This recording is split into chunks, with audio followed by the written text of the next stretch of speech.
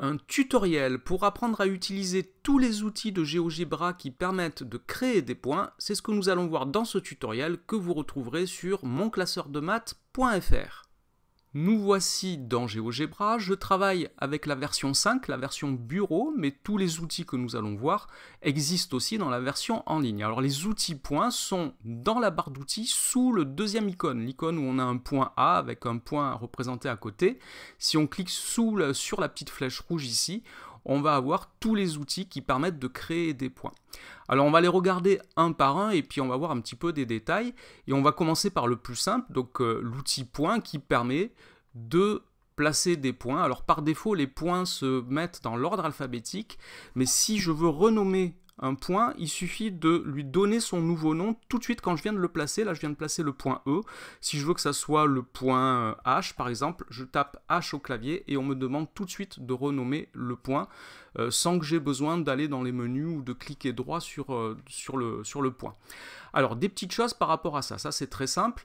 Si j'affiche la fenêtre algèbre me donne les coordonnées des points qui sont placés.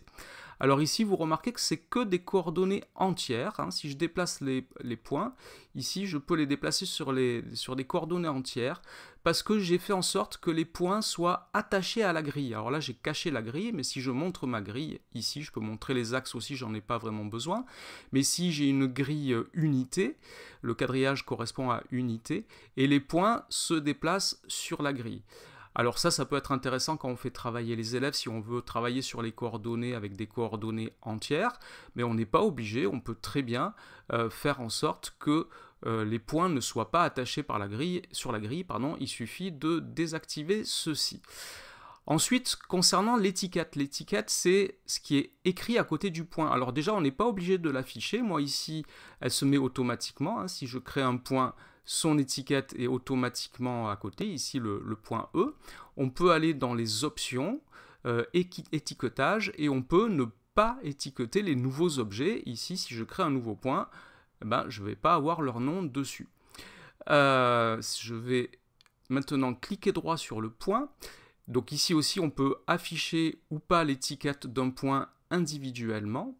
Et surtout, on peut modifier cette étiquette, c'est-à-dire qu'au lieu d'avoir le nom du point, je peux avoir ses coordonnées. Alors pour ça, il faut que j'aille dans les propriétés du point. Et dans afficher l'étiquette, ici par défaut, j'ai le nom. Je peux mettre la valeur.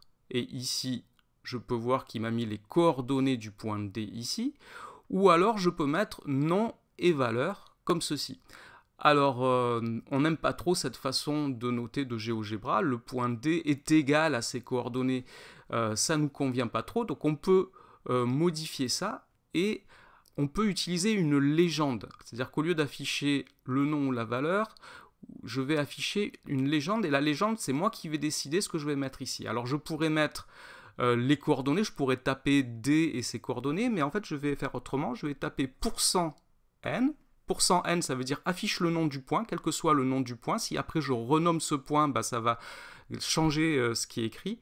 %v pour valeur. Et là aussi, ça permet d'avoir quelque chose de dynamique. Quand je vais déplacer le point, les coordonnées vont changer comme ceci. Si je déplace mon point D, donc ici il n'est plus attaché à la grille, donc j'ai des coordonnées décimales, mais les coordonnées varient au fur et à mesure que mon point se déplace. Donc ça, c'est pour afficher les étiquettes, et c'est des choses qui peuvent être utiles et qu'on ne sait pas forcément faire.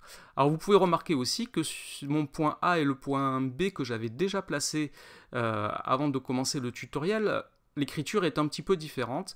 C'est parce qu'on peut utiliser aussi du latex dans les étiquettes. Donc si je retourne dans les propriétés ici, vous voyez que j'ai mis quelque chose en latex, donc scalebox pour agrandir la taille du caractère, %n c'est toujours le nom ici que j'affiche, donc le point A ici, et texte pour pas être en italique. Donc ici ça me permet en latex de rentrer quelque chose de plus esthétique pour les étiquettes des points, mais aussi pour les droites. Ici la droite D1 et D2, c'est en latex que j'arrive à avoir une plus jolie police pour mettre les noms des objets à l'écran. Donc ça c'est pour les points tout simple. Alors après il y a des fonctions sur lesquelles on va aller rapidement. Point sur objet.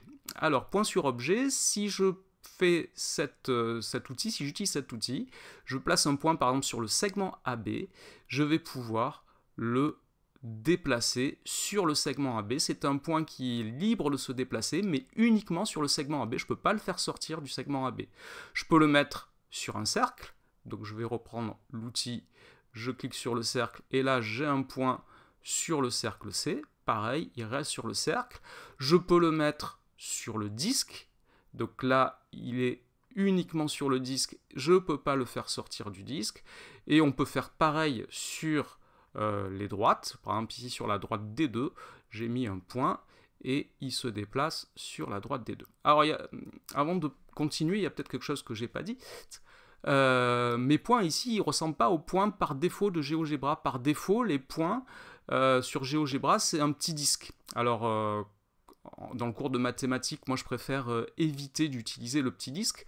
Donc dans les options avancées, ici, si on va dans les préférences par défaut, on a tous les types d'objets qu'on peut représenter dans la fenêtre graphique de GeoGebra. Et ces objets, on peut leur attribuer des caractéristiques par défaut. Alors ici, par exemple, vous voyez que pour les points, je peux avoir, par exemple, afficher l'objet par défaut. Bon, ça c'est en général préférable, mais on peut avoir des cas où on ne veut pas utiliser ça. Afficher la trace, fixer l'objet, c'est-à-dire qu'on ne peut plus le déplacer ou le considérer comme un objet auxiliaire. On peut choisir la couleur, donc pour les points, par défaut, les points dépendants, les points qui ne peuvent pas bouger, comme les points d'intersection, on va le voir tout à l'heure, sont en noir sur GeoGebra. J'ai laissé ça, et les autres points sont en bleu. Alors là, j'ai choisi un bleu un petit peu plus foncé, et on peut choisir le style. Alors le style, ça va être la taille des points. Ici, pour le tutoriel, je les ai mis au maximum, et on peut choisir aussi donc le style de point. Donc on peut choisir, donc par défaut c'est le petit disque, et moi j'ai choisi la croix comme ceci, mais il y a des petits carrés, des petits triangles, une croix horizontale verticale au lieu d'être inclinée. Donc on peut choisir ça, et on peut choisir aussi les coordonnées si on veut qu'elles soient au dixième, au centième près quand on les incrémente. Donc ça c'est quelque chose aussi, quand on donne un fichier aux élèves, peut-être qu'on préfère faire ceci, et ça c'est pour tous les objets qui vont être créés après dans le fichier. Donc ce fichier, une fois que je l'ai sauvegardé, tous les points vont être représentés par une croix et non pas par un petit disque. Alors autre chose, sur les points sur objet, ici là j'ai mis un point sur un segment, ça va me permettre de l'animer. Ici dans le menu déroulant, donc je clique droit, j'ai le menu contextuel, je peux animer ce point. Alors il ne se voit pas très bien, mais il y a un tout petit bouton en bas à gauche pour mettre en pause et pour le relancer. Et donc là j'ai un point qui se déplace, qui veut dire que si j'ai une construction qui peut s'animer, par exemple un système mécanique avec plusieurs segments qui sont reliés les uns aux autres, je peux animer une construction comme ceci. Alors si je vais dans les propriétés du point, ici, je vais pouvoir choisir, dans Algèbre, je peux choisir quelques propriétés de l'animation. Donc pour l'animation, je peux choisir par exemple la vitesse, je peux aller le faire plus vite. Et puis je peux choisir donc croissance, c'est-à-dire qu'il va se déplacer dans un sens, et puis quand il a fini son déplacement, il revient au point de départ. Ou alors je peux lui faire faire des allers-retours, par exemple alternés, ou lui faire faire le déplacement une seule fois ou dans l'autre sens. Alors par exemple, je vais mettre la vitesse un peu plus forte et je la mets à 5, la vitesse ici, par exemple, et je vais relancer l'animation, et voilà, le point il part dans un sens et il part dans l'autre. Et je peux faire la même chose pour le point qui est sur le cercle, par exemple, je peux l'animer et avec les mêmes propriétés, enfin je peux régler de même ses propriétés à ce point pour son animation. Voilà, je vais arrêter l'animation et je vais passer à l'outil suivant. Lier, libérer un point. Alors là, on vient de voir qu'on vient de placer un point sur un segment, sur un disque, sur une droite. On a lié le point à un objet. On peut le libérer. Si je clique sur le point que j'ai mis sur le segment AB avec l'outil libérer, il n'est plus maintenant sur le segment AB et je peux le déplacer. Donc si par erreur j'ai mis un point qui est contraint, alors que je ne voudrais pas qu'il soit contraint, je peux faire ceci. Mais je peux faire l'inverse, je peux dire aussi, ce point qui est libre ici, je voudrais qu'il soit, donc je clique sur le point, je voudrais qu'il soit sur le cercle, hop, je le mets sur le cercle, et maintenant, le point est lié au cercle C, comme ceci. Alors, ce que j'ai pas dit aussi tout à l'heure, c'est avec l'outil point, on peut aussi, si on arrive à cliquer juste sur le segment, je place un point qui est sur le segment. Mais on a toujours le risque de cliquer à côté. Quand on utilise l'outil point sur objet, l'outil cherche l'objet sur lequel on veut se mettre. Alors, un autre outil très important pour le cours de mathématiques, ce sont les intersections. Donc pour les intersections, il y a deux façons de faire. Soit, par exemple, si je veux le point d'intersection des deux droites, soit je vais essayer d'aller directement sur le point d'intersection des deux droites, comme ceci. Alors le point d'intersection étant noir, ça veut dire que je ne peux pas le déplacer ici. C'est un objet qui est dépendant des deux droites D1 et D2. Alors évidemment, si je bouge une droite, le point d'intersection bouge avec, mais je ne peux pas bouger le point tout seul. Ça, c'est la première façon de faire. La deuxième façon, je reprends mon outil. Si par exemple je veux les deux points d'intersection entre le cercle et la droite D1, je peux d'abord cliquer sur la droite D1, n'importe où, puis sur le cercle, et il me place ici, il y a deux points d'intersection. Voilà donc pour l'outil intersection. L'outil suivant, c'est l'outil milieu ou centre. Alors, milieu d'un segment. Je peux cliquer sur un segment. Ici, par exemple, je clique sur le segment AB. Hop, il m'a rajouté le point milieu du segment. Je peux cliquer sur deux points. Par exemple, si je veux le milieu du segment EH, ben je clique d'abord sur E, puis sur H. Et là, j'ai le milieu du segment EH. Et évidemment, c'est dynamique. Si je bouge le point E ici ou le point A ici, ben, le milieu du segment se déplace avec, ça reste dynamique. Et on peut aussi, donc c'est milieu ou centre, on peut donc aussi trouver le centre d'un cercle avec cet outil. Voilà, là il m'a placé, alors je vais déplacer la droite D1, il se retrouve dessus par hasard. Donc pareil, si je déplace le cercle, le centre du cercle se déplace avec, évidemment. Donc ça c'est pour l'outil milieu ou centre.